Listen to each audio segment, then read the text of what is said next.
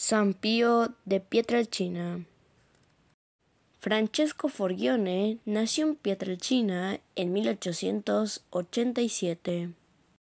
Su familia era de clase humilde, trabajadora y muy devota. Desde niño mostró mucha piedad e incluso actitudes de penitencia. Su infancia se caracterizó por una salud frágil y enfermiza. Desde esta edad manifestó un gran deseo por el sacerdocio, nacido por el encuentro que tuvo con un fraile capuchino del convento de Morcone, a 30 kilómetros de su pueblo natal, llamado Fray Camillo, quien pasaba por su casa pidiendo limosna.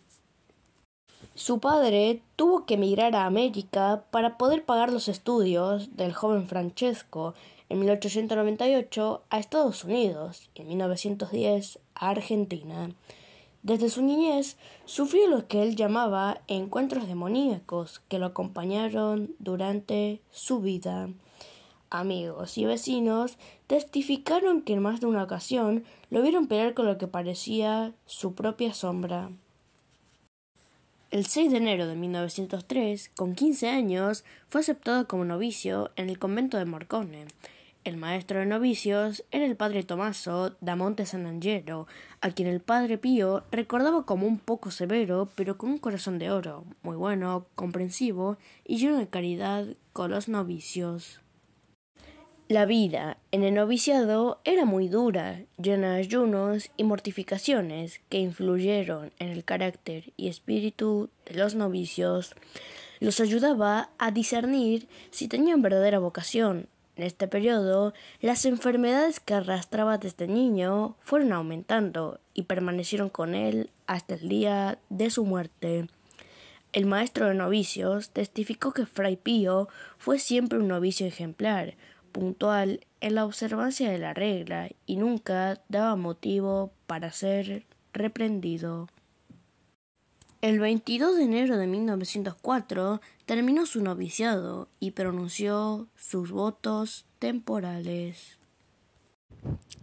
El 25 de enero de ese mismo año se trasladó al convento de Santa Elía para continuar con sus estudios. En este convento sucede su primera bilocación, asistiendo al nacimiento de Giovanna Risani, hija de un conocido masón y futura hija espiritual suya, nacida en Udine, Venecia, lejos de donde físicamente se encontraba el padre Pío en ese momento.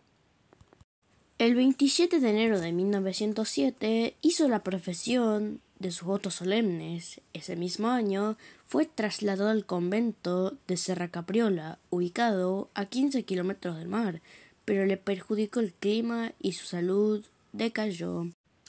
Sus superiores lo enviaron de regreso a Pietrelcina para ver si el clima de su casa le hacía bien.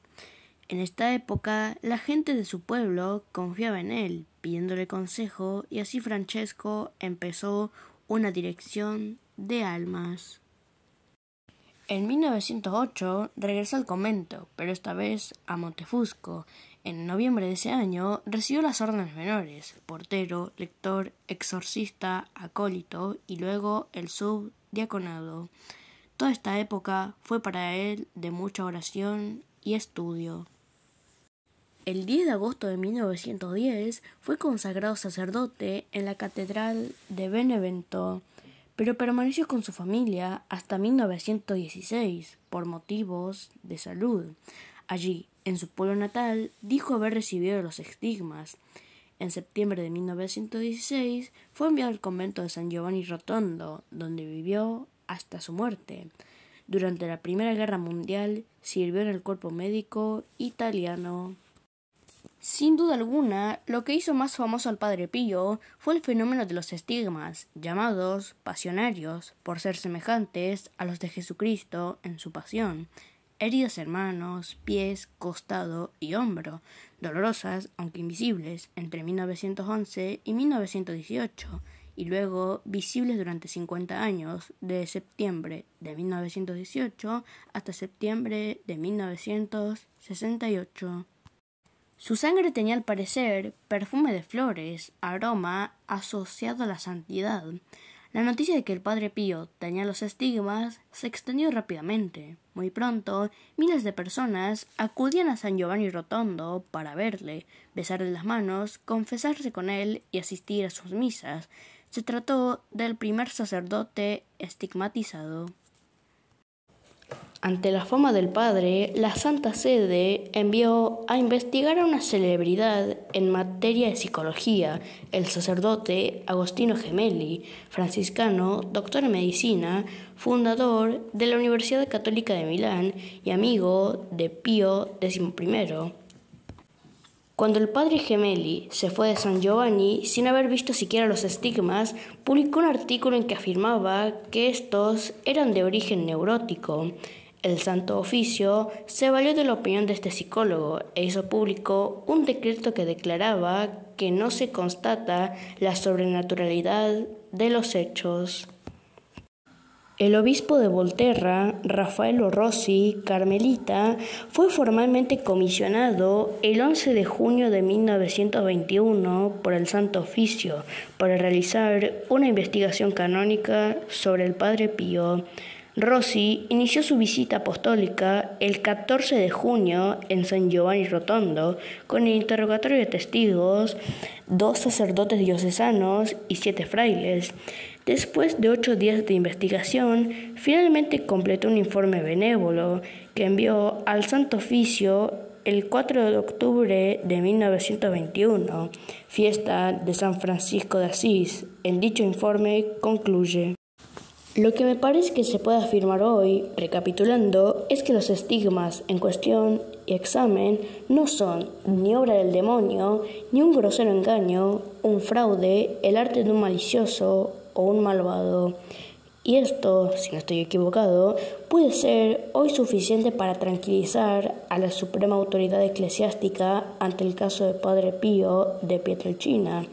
Querría añadir que sus estigmas no me parecen tampoco un producto morboso de su gestión externa. En los años siguientes hubo otros 3 decretos y el último fue condenatorio, en el que se prohibían visitas al Padre Pío o mantener alguna relación con él, incluso epistolar.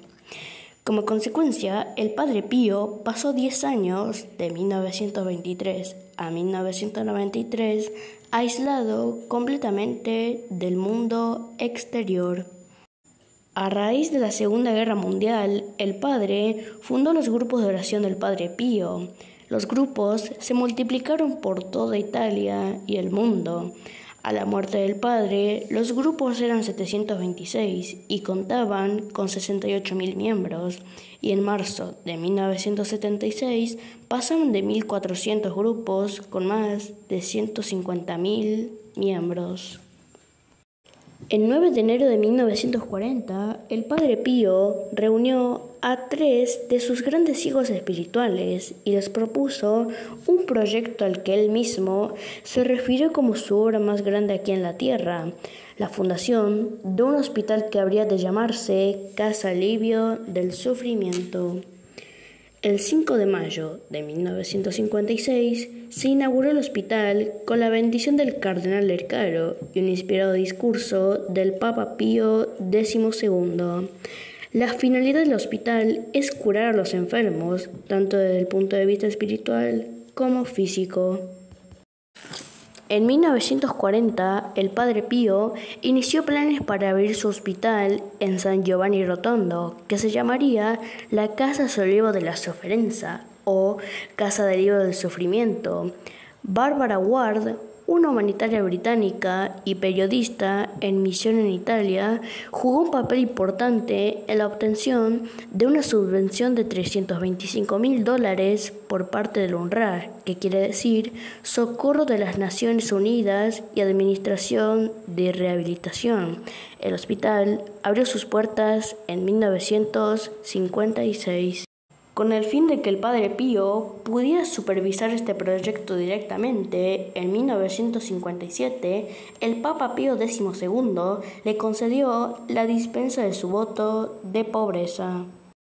Sin embargo, en 1959, periódicos y semanarios empezaron a publicar informaciones acerca de la administración que el Padre Pío hacía de la Casa Alivio del Sufrimiento, acusándolo de apropiación indebida de fondos. En Italia, la izquierda lo había bautizado el monje más rico del mundo. Después de varias investigaciones conducidas por la curia romana, se le quitó la administración del hospital. A sus seguidores se les recomendó no asistir a sus misas ni confesarse con él, pero estos se negaron a seguir las recomendaciones. El 20 de septiembre de 1968, el Padre Pío cumplió 50 años de sufrir los estigmas, celebrando una misa multitudinaria. Sus fieles colocaron alrededor del altar 50 grandes macetas con rosas rojas por sus 50 años de sangre. 3 días después, el 23 de septiembre de 1968, el Padre Pío falleció a los 81 años. Su funeral fue tan multitudinario que hubo que esperar 4 días para que la multitud de personas pasara a despedirse. Se calcula que hubo más de 100.000 personas participantes en el entierro. Tiempo antes de morir, bajo control médico que le impedía tener privacidad, los estigmas que había padecido en los últimos 50 años cicatrizaron. Cuando le quitaron los guantes, prácticamente no quedaban marcas de ellos. En noviembre de 1969 comenzaron los preliminares de la causa de beatificación del Padre Pío. El 18 de diciembre de 1997, el Papa Juan Pablo II lo declaró venerable. El 2 de mayo de 1999, el mismo Papa lo beatificó y el 16 de junio de 2002 lo canonizó bajo el nombre de San Pío de Pietrelcina.